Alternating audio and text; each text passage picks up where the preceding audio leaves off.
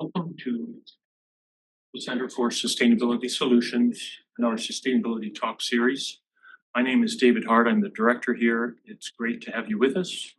It's my pleasure to introduce today's speaker, Steve Mills. One of the things we think about a lot at the Mitchell Center is how to build a more effective organizational culture for solving sustainability problems. So we're always on the lookout for models of how other kinds of organizations do their important work. And for example, there's a lot that universities can learn from business leaders about staying true to your core values, building strong teams, and as Bob Dylan once said, and I don't even know if anybody in this room remembers Bob Dylan, having a strong foundation when the winds of changes shift. One reason we were interested in hosting Steve is because he's so focused on delivering value to employees, to customers, and to community partners. There's even a rumor that the Maine Beer Company employees get free beer. But I have to ask, do they also get free cookies like we have here at the Mitchell Center? And we'll have to wait and see what Steve has to say about that. Please join me in welcoming Steve Mills to the Mitchell Center. All right, let's get this out of the way. No cookies, free cookies at Oh, Maine Beer man. Company. But we get free pizza too.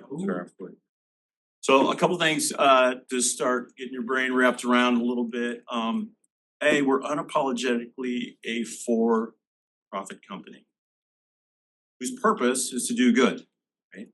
And I want to talk about those two things today because a lot of times people think it's one or the other, and we like to think that you can do both, right? So you probably figured out by now, other than the jacket, right? I'm a pretty casual person. We're going to talk for about 20, 30 minutes, and then we're going to have plenty of time for Q&A. And then also, if you have a question, you're just a little shy, or you just want to get outside and enjoy this day, you can always email me, steve@mainebeercompany.com. So completely spelled out, right? So if you need something there, feel free to reach out. So next thing you should know is we're not a perfect company.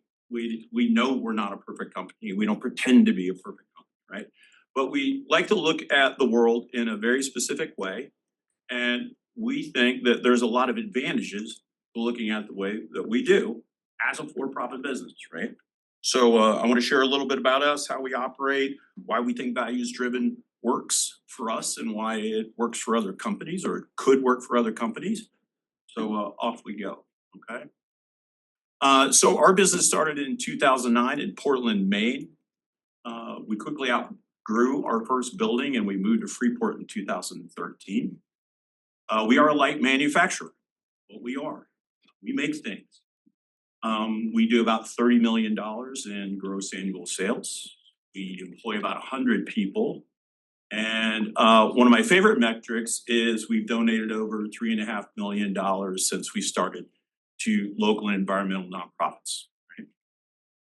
So two brothers started our company, David and Dan Cleveland, and they decided to go on business together. And they wanted to be a light manufacturer. They wanted to make something in Maine. They wanted to give back to their community in some way.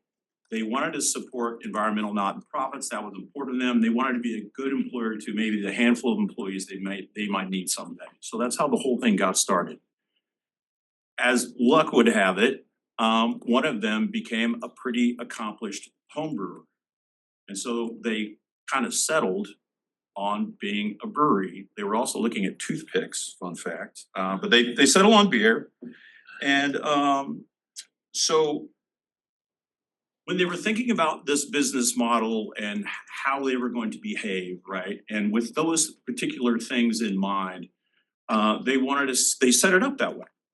And they realized that in order to really give back in a material way and to be a good employer, that they were going to have a decent margin.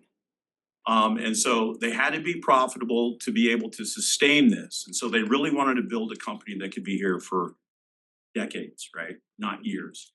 And so they set out that way. And as they were doing their research, they found a nonprofit organization called 1% for the Planet. 1% for the Planet, based in Vermont. And they pair up for-profit businesses with environmental nonprofits that they've fully vetted. And what the for-profit business says is, I vow to give 1% of my gross annual sales, not my profits, but my gross sales, to supporting environmental nonprofits. 1% for the Planet comes in annually to make sure that we're doing what we say that we're going to do, and then pairs us up with, it's honestly the menu of environmental nonprofits is huge with 1% for the Planet. And the for-profit business gets to pick and choose. You can give all your money to one, you can spread it out, you can do whatever you want there, but they're just making sure that you're doing what you said you're going to do. And if you get to do that, then you get certain marketing assets through 1% for the Planet, right? And you get to say that you're a 1% for the Planet company. So that's how that whole thing works. So it's pretty slick. They liked, Dave and Dan really liked the accountability of that. They liked the transparency of that, of having a third party validator, if you will, say, yes, they actually are doing what they say that they do. And so that's really helpful for us as a company. So with this, again, it's worth repeating that they recognize that two things that are very important. Profit is important, right? And they really had to deliver on two promises. The beer had to be great, and the promise of, if you give us $1, we promise we will do some good with it. Okay? So that's it's the foundation of our company. So our purpose is to do good through great beer. That is the reason why we exist, right? And to us, supporting environmental nonprofits in our community is really important, and we really look at it pretty much through 6 buckets. And we didn't really start off this way. This is just the way it kind of landed. So animal protection, right? Organizations that rescue, rehabilitate, release wildlife, protect endangered animals, their habitats, advocate for responsible pet ownership. That's important. Climate action. Organizations work in the areas of regenerative agriculture, aquaculture, wild fisheries, renewable energy, clean water, air, and efforts to reduce the effects of climate change. Put a lot of energy into that. Community support. We work closely with local nonprofits to give back and help, and specifically in areas that otherwise aren't being met. That's really of interest to us. Like food security is a big deal, particularly here in Maine. So we pay attention to those things. A lot of times they don't get funded, so we look to help with that. Equity and inclusion, support organizations that help provide access to education and opportunities for underrepresented populations. Internally, we've completely overhauled our hiring process in the attempt to attract a more diverse work group. We've had a lot of success there. Land preservation and habitat, as you can imagine, partnering with conservation trusts to protect vital ecosystems for plants, water, wildlife. And then outdoor access for all. Accessibility plays an important role in encouraging all people to experience the outdoors, so breaking down barriers that impede that access, right? Can't just put a trail in, who can enjoy that trail? So we try to work with local groups to make sure it's as accessible as it reasonably can be. Those are the things that are most important to us, and that's kind of our giving buckets. I also mentioned being a good employer. So taking care of the people that help you run the business every day is essential if you want to be around for more than a few years. So we do our best to be a good employer. Everyone at Maine Beer Company makes at least $20 per hour. And when practical, we have transparent steps to higher earnings. Everyone accrues PTO and sick days. 90% of our employees are full-time employees. So the average full-time employee is going to start, not average, every full-time employee is going to start with 3 weeks paid time off, sick days. We're going to pay 100% of their insurance, which includes unlimited mental health access. We contribute 5% of their annual salary to the retirement, and we give them paid volunteer time off. So it doesn't matter what the 501c3 is, if it's important to them, and we give them time to leave their normal average work day and go do things that are meaningful to them and to that nonprofit. So those are some of the examples that I'll use to just describe kind of what we try to be, right? So I think another really important thing is core values, right?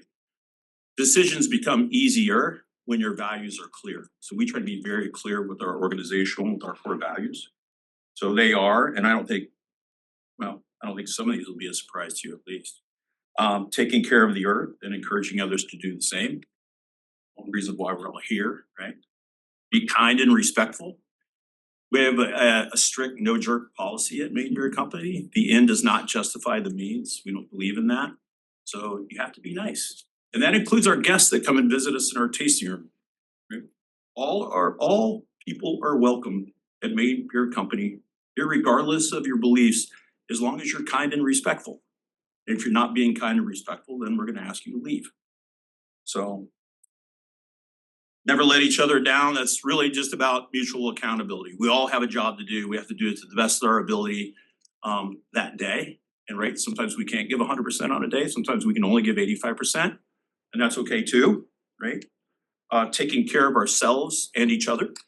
That's really important for us, and not just the physical aspects of that, but mental health aspects. Pre-COVID, 1 out of every 4 Mainers was struggling with some kind of mental health thing, right? And what's the percentage now?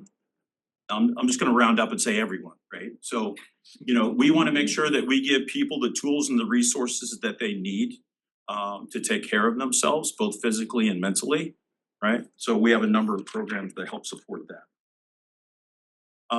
3 more. Always make things better, and that's just about continuous improvement.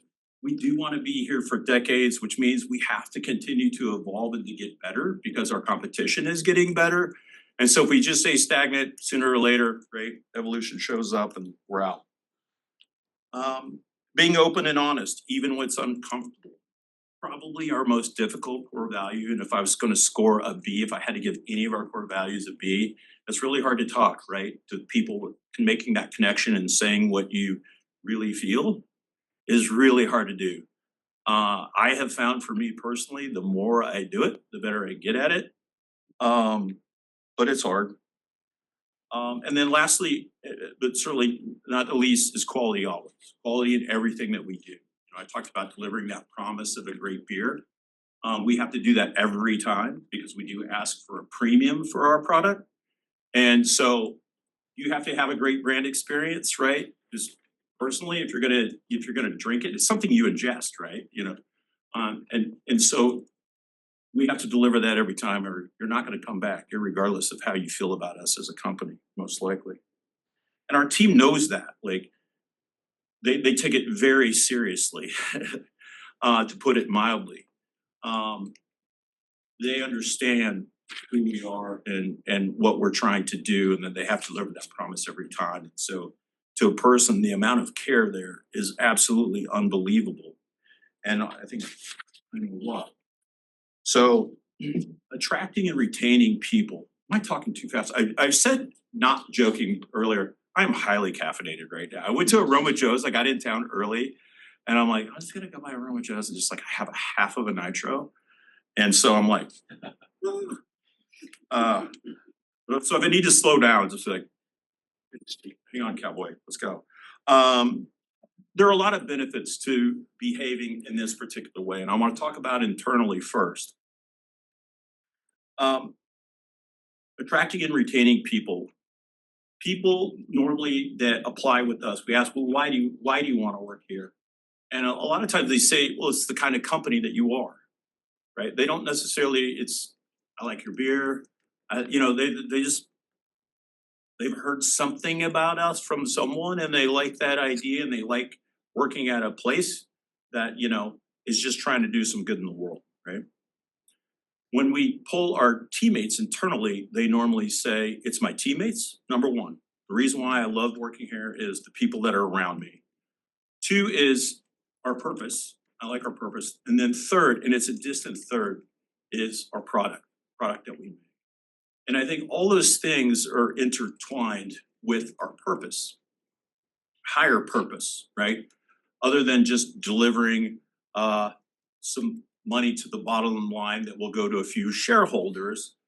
Our purpose, doing good, supporting local and environmental nonprofits, is that thing that people, a certain number of people, actually quite a few people, majority of people now, connect with, right? And that's important to them. And Simon Sinek's Start With Why. Has anyone read that book? You know, okay, it's a good book. It's getting to be an oldie, but it's still a good. And his whole thing is, if you want to engage your employees, you have to explain why we're doing things, right?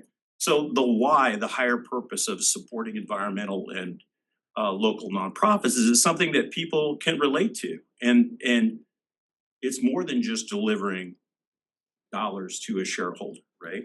And so that's where things really start unlocking, and a vision of more hopeful future state, that what they do actually matters and it's contributing in a way above and beyond it would otherwise, right?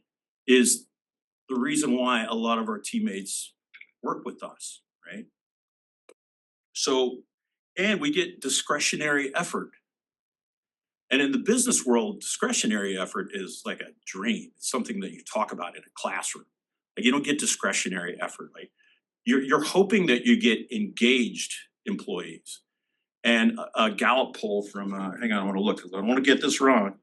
A Gallup poll from when was it? Oh, we'll send it out. I'll tell you. It was like a 2022 Gallup survey stated. Q1 2024 Gallup survey. The average company, only about a third of the workforce is actively engaged, which means 2/3 are not. And 15% of that 2/3, right, is actively disengaged. They're literally just stealing oxygen from the workplace. They're doing nothing, right? However, companies with inspiring workplace culture, the average is 70% engaged. It's a significant difference. So you can take, I'll tell you this, that our team of 100, they do amazing things every single day. Like, we don't have to ask them to care. They care, right? Because that's the expectation, and they see that you care. And more on that in a minute. So profits, efficiency, sales, right? Those were the buzz terms of the last century. To me, now a well-rounded employee value proposition is what you should expect from your employer and what employers should deliver to their teammates. So, and I mean by total compensation, purposeful work, development, caring, and mental health. Those also have to be a priority. And then there's and I like the visual cues. People are like, well, yeah, that's the way it's supposed to work. And I do believe that is the way it's supposed to work. It doesn't work that way all the place, everywhere. So how we win. So there's over 9,500 breweries in the United States. Okay. Maine Beer Company. We get highly rated. We get a lot of good ratings. And in volume terms, we're a top 100 brewery in the United States. And in Maine, if you're wondering, we're two behind our friends at Allagash, right? And people, they're like, wow, that's crazy, because we don't really have marketing. We don't have salespeople. We have a few territory managers that allocate. We have a branding person and a social media person, but we don't have some of the more formal structured sales and marketing companies. And I think we continue to do well because people are starting to figure out that, if you give us $1, we'll do some good with it. And that resonates with a lot of people. In fact, the 2022 Consumer Goods Technology, cited all the time, claimed 82% of adult consumers in the US want a consumer brand's values to align with theirs, right? But your values are subjective, right? But here's the stuff that gets me excited, caffeinated or not. Over half of consumers are now seeking out more sustainably minded brands and are willing to pay a premium for it. Over half of the consumers in the US say, you do good and you really walk your talk, I will give you $1. And what's exciting to me is that crosses over race, religion, sexual orientation, age, gender, right? It's just the total of that, the sum of all that was more than 50%. So a lot of marketers would call that do good and give me $1 and I'll do good with it. That's a unique value proposition, the UVP. People spend tons of money trying to figure out what their unique value proposition is or their unique selling proposition is. And to me, it's like there's plenty of room over here to just say, I'm gonna carve out, give me $1 and I will do good with it, I promise. And I'll have somebody come in and look and make sure that I'm doing that. And I'm more than okay with that, right? So there's a lot of power in that. And I think it's the reason why we've been as successful as we have been, and the reason why we continue to grow. It's not a marketing campaign. We don't have one, right? It's not, gimmicky. It's not innovation. Everyone talks about, well, what are you coming out with next? No, it's the same thing. We just try to make it better than we did the last time, right? And we just try to be a better employer and just be a decent human being, and that resonates with folks. So, and not to mention, it feels good, right?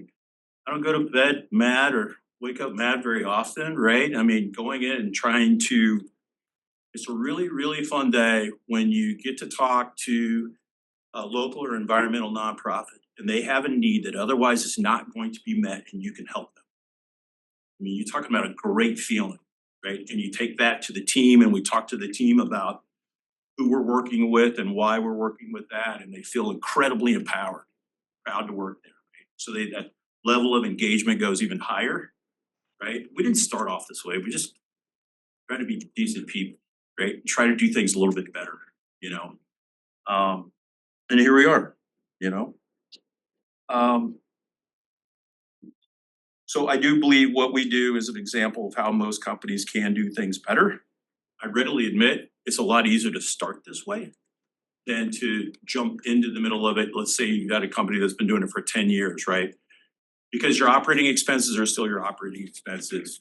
If you're not a high margin product, right, you might not even be able to afford to do this. So if you set it up in the beginning, it's easier. But a company that's been around for a long time that has a high margin product, they can do this. And I don't think it's how much it costs. I really do believe it's how much it pays.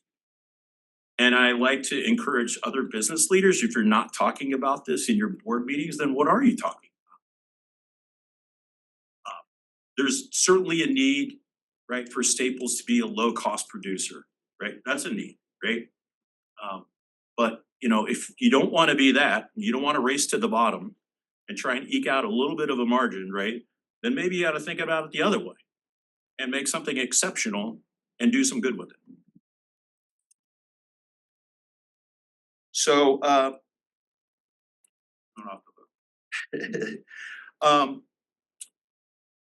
in a way, it really doesn't matter what Maine Beer Company does. We're too small. We can impact our local community a little bit, right? We can impact some local environmental nonprofits, right? But I am hopeful that there's enough people that care about this, and if enough people put energy into this, then we can reverse a lot of the misfortunes. But we can make the world a better place. It sounds cliche, but it's not, right? We just got to put the time and energy in it. And I was at a luncheon actually with David, and Senator Mitchell got up and he said something. I wrote it down. I just got fired up about it. May our actions rise to the level of our aspirations. He left us with that. I was like, whoa, I got to write that down. I want to say it again. May our actions rise to the level of our aspirations. We all know what we need to do, right? There's things out there that we see and we're like, yeah, we need to do that. We need to get on that, right? Or somebody needs to get on that, right? And I would just challenge us all to say, well, what can I do? And different David Love is one of my teammates, wonderful human being. And I don't think this was his, but he didn't tell me where he got it from. He talked about drops in a bucket. And he's our sustainability manager. So this is the world that he lives in, and we make all these improvements throughout our processes, and we really do our best, you know. As example, we, you know, feed the grid with more clean energy than we consume. We were the first brewery to capture our CO2 and use it in our finished product versus gassing it off. You know, we work on reducing, reusing, you know, to the extent that we reasonably can. I mean, we focus on this every single day. And the sum of it matters, right? And his point is with the bucket, he's like, everyone can put a drop in the bucket. Well, might be a bigger drop, might be a smaller drop, but if we all put enough drops in that bucket, we will fill that bucket, right? And if we fill enough buckets, we will fill a pool. If we fill enough pools, we will fill a lake and we will fill an ocean. And if we all just say, what drop am I gonna put in this bucket today? What drop can I put in this bucket tomorrow? Right? We can make significant headway on all the things that we need to be working on. So I think I'm gonna leave you with that. And we'll open it up for Q&A. Let's see, Louise will show up, you think? There she is. Welcome, Louise, and do you wanna go first, Louise, or you wanna let some people in the room go? Yeah, I don't think we had any questions in the chat, but I've got some questions that I'm happy to ask. But if there's any in the room, why don't we start with those? Yeah. David and Dan involved in the daily operations? That's a tricky one. So I'm responsible for the day-to-day operations. So I have P&L control and operational control. I basically report to a two-person board. So they're still involved, but at board level involved. Okay. And that's very intentional. One of the reasons why I got here is when you want to be a 100-year-old company, you have to learn to put systems and processes in place, right, in order for you to grow. And you have to develop people and move them into those roles. And sometimes you can be in the way. So they've like, we're gonna put you in, we're gonna step back at the board level. And then my team already knows, it's no secret, in 2033, I'm out. So we have things to do between now and then to set us up just structurally, and there's a lot of capacity we have to add. There's a lot of things that we need to do between now and then. So we kind of look at it in 3-year bites of the sequence of things that we need to do. Sarah? Yeah, I think related to that, I was really interested in, like, it sounds like you don't find a trade-off between maximizing profit and your, do good social goals, which is pretty exciting, and that sounds a bit different than some other stories I hear, and I'm wondering how much of that is related to, like, not being a publicly traded company, as far as I understand, with the brothers maintaining ownership, or if there's other reasons you think that those things are actually just working together in the case of Maine Beer Company, and or are there times where you've felt like you're pulled in two different directions between profit and values? I'll answer the last one first. I don't think at times it's profit and values. It gets herky jerky for sure though, right? Because you have to do both, right? So in one way we look at it like, okay, we're gonna make this much beer, we're gonna sell it for this much. This is how much gross revenue we're gonna have. We're gonna be taxed that amount. Now we have our 1% for the planet commitment. So that all comes off the top. Then we have operating expenses, right? Cost of energy, raw material, total comp and ben, right? We have all those things. We look at the bottom and say, are we profitable? Yes or no. There are times where you look at it and there might be a want to have that has to be delayed, right? Because you have to do all these other things that are more important to you. So sometimes, and that, want to have is in the eye of the beholder, right? One of our departments might be asking for something that they think is a need, and we say, well, we're not saying no, we're just saying not now, because we have to do all these other things that are bigger priorities for us. It definitely happens. I mean, setting up a company like this and behaviors like this, there's still tension on, and we always fight about money, right? That's what everybody fights about. So it happens. And what part have I not answered for you yet? It's definitely easier for a private company to behave this way. You're seeing a lot of certified B Corps starting to do some behaviors like this. And I think it just makes all the sense in the world for both for profit and for, publicly traded and privately. But that's easy for me to say because I work for a private company. Personally, I've never had much interest in short-term shareholders.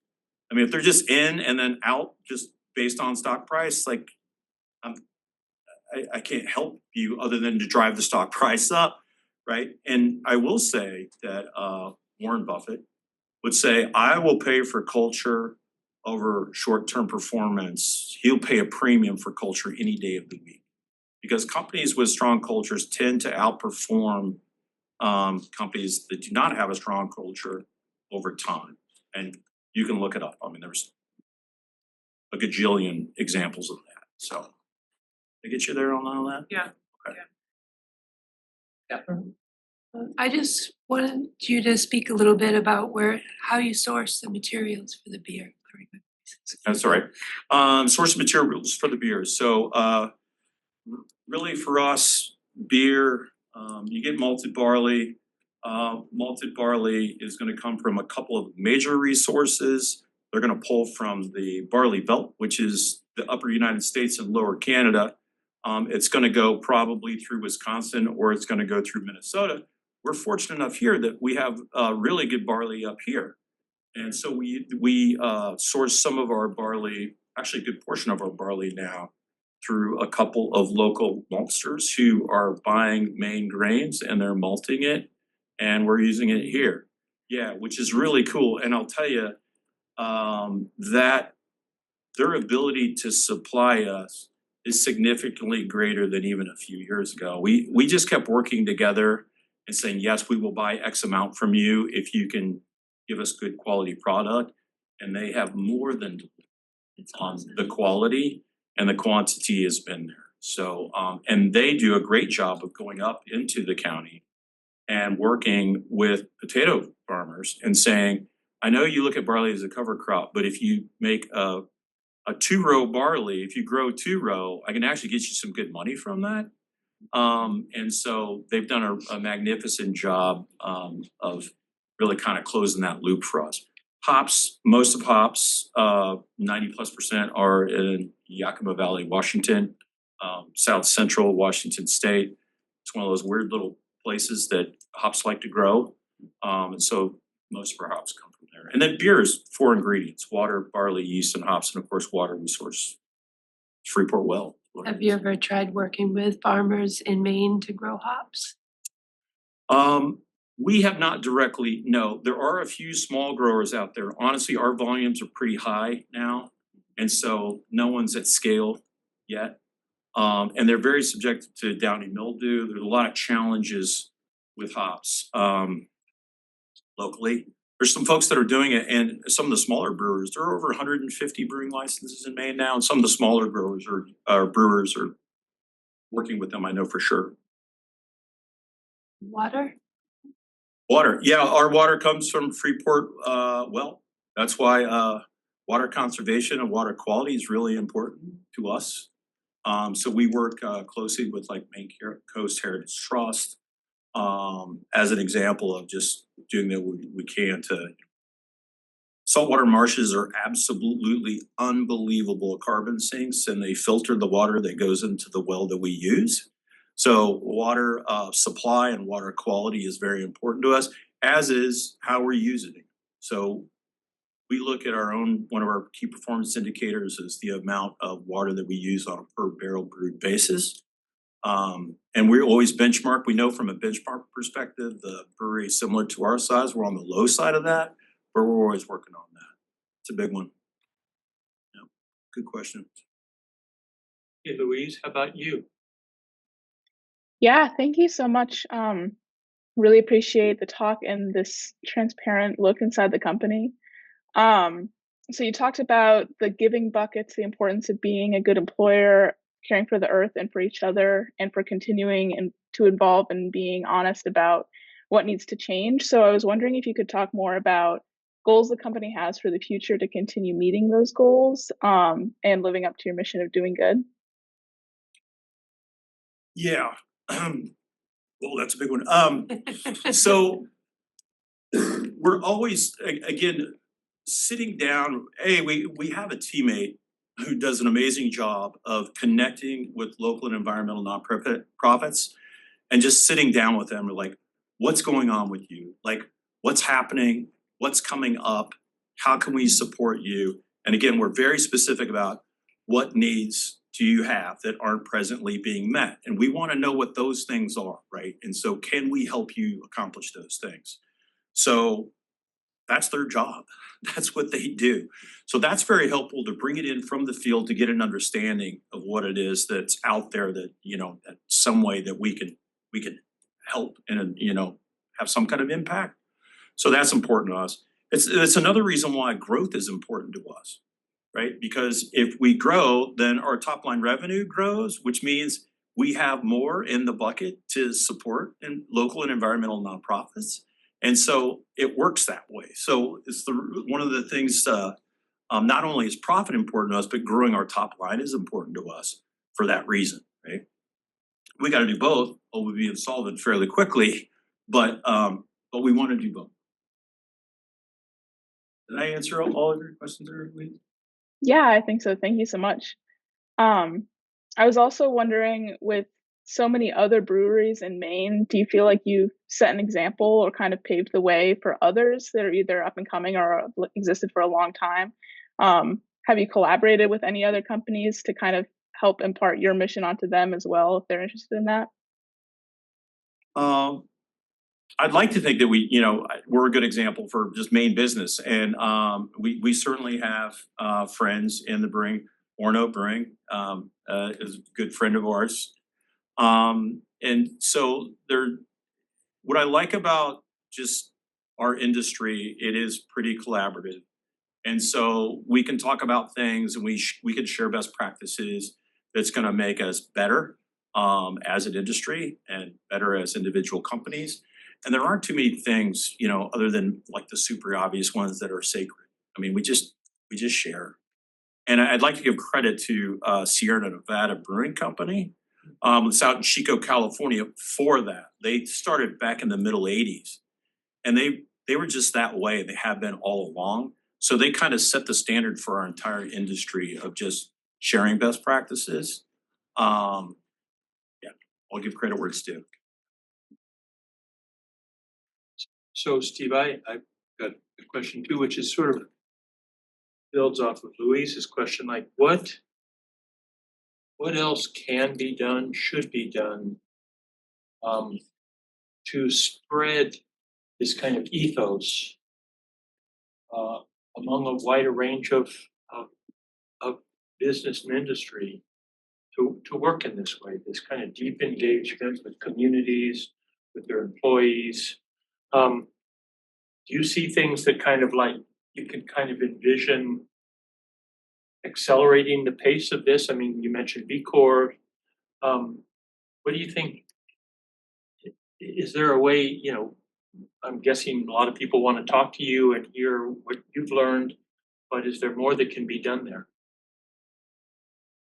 Yes. But I think it's just looking at things a little bit differently, right? Let's face it, it's a little unique, right? And so talks like this help. Taking care of the earth and encouraging others to do the same is one of our core values, right? It's the reason why I'm here, right? Is so you learn and then you share, right? And then they share and they share and they share, right? And so, I'm a firm believer in, I'm not a doom and gloom person. I am a glass half full kind of person most of the time. But I also think that, when we behave responsibly, we look at things reasonably, I think it's fair and reasonable to behave this particular way. And I think we have had success above and beyond what a lot of our peers have experienced in the last few years. And we're getting quite a few of our peers saying, what's going on up there? Like, what are you doing? And I would have a similar conversation like we're having, tonight, which is the unique value proposition. You can totally take it. Like you could go do some good, right? You can support local environmental nonprofits. You can do it like tomorrow. Maybe not at 1% to that degree, but you can actually go and do it. It's that drop in the bucket thing, right? Just go do that. And that's gonna resonate with consumers. It's gonna give them, right, that unique value proposition that you're so craving, right? Versus I'm your local brewery, support us. I'm your local brewery, support us, right? And I know I'm picking on other breweries, right? But I'm just saying, any other business example, any other, pick a business, right? But saying, no, you give me $1 and I'll do good with it. I mean, which one would you rather have, right? So, and I will challenge that there's a little humility in upper New England, that there's a little bit too much. And I like to say, use it for the right reasons, which is inspire others, to do good, right? And there are definitely some things that we do quietly, right? That, as an example, we work with kids in schools. We don't brag about that because we don't want anyone to think that we're marketing to underage people, because we're not, right? They have needs and we're trying to help them. So we just don't talk about those things. We just do those things. But there's other things that you want to inspire others to do better, right? Because as I said before, if it's just us doing it, it's honestly kind of a waste of time, other than you feel good about it. And it's, so I guess it's not all waste. So I take that back. Any other questions? Yeah. What is the process for like defining all those core values you talked about and choosing which causes and nonprofits contribute to? Like, is that things that come down from the founders, or things you hear from your employees, or things that you look to your customers, what they're interested in? Good question. So our core values, so I've only been there for 6 years. I got there, our core values were there, right? Other than I brought the be kind and respectful, and my no jerk policy kind of comes with me. So, and people were not being jerks there, but so they were always there, but we were not clear about them. Now we put them on our walls, we put them in books, we talk about quality always. And when people start playing back what your core values are, you really start getting alignment inside your organization. And once you get that kind of alignment on how we are going to act and how we are going to behave, and then throwing concept on top of concept, the flywheel concept, right? You've all ridden a bike, right? As soon as you get on, when you mash that first pedal, right, it's a significant amount of energy, right? But the more you do that and the more you get that flywheel going, right, the easier it gets. The same thing happens, momentum happens inside of an organization. You start getting decisions, again, become easier when your values are clear, when you clearly outline those core values, and people start living those core values, at least at work, right? Then things really start moving for you, it directionally, hopefully where you want them to go, right? And when you get core values right, I think they do. The giving buckets, they definitely started with Dave and Dan. They basically said, we've got this much, right? Top line sales, we're gonna give this much. I'm gonna take my half and I'm gonna give it, you take your half and you're gonna donate it. That has evolved. And now we have a staff scholarship every month, and they get to name a nonprofit that they wanna donate to, right? And it has to be under the 1% for the Planet umbrella. But we have made some wonderful partnerships that way with folks that we were not talking to beforehand. We've also had nonprofits come to us and we're like, how are you not a 1% for the Planet nonprofit? Because I think you would qualify and we would sponsor you, which means other for-profit companies, it gives you access for them with the same kind of commitment, right? And they might be sponsoring you as well. So that whole, I guess back to David, what you were talking about, just getting other people on board with that is very helpful for all of us. And then back to how do we pick in the buckets? The buckets, it was not intentional. It wasn't strategic to say these are the 6 buckets that we're going to do. We just started lumping them in. And honestly, one of it was equity inclusion. And I pushed back on the team and I said, I think we're light here. Can we just audit where we're giving our money? And could we please just look at that? And they looked at it and they said, funny, we can lump it into these buckets. Like let's call it 95% of it. And then and you're right, we're a little light there. I'm like, okay. And access, right? That was another one that we were light on. And now we work with, when we sit down with like a conservation trust, not only do we ask about what kind of habitat protection are you doing, we also say, what kind of trails are you working on right now that will provide accessibility to the majority of our population? And they're like, well, if I had the money, I'd do something like that. And so we're like, well, how much? You know, how much does it take? And we're working on one right now that I'm very excited about.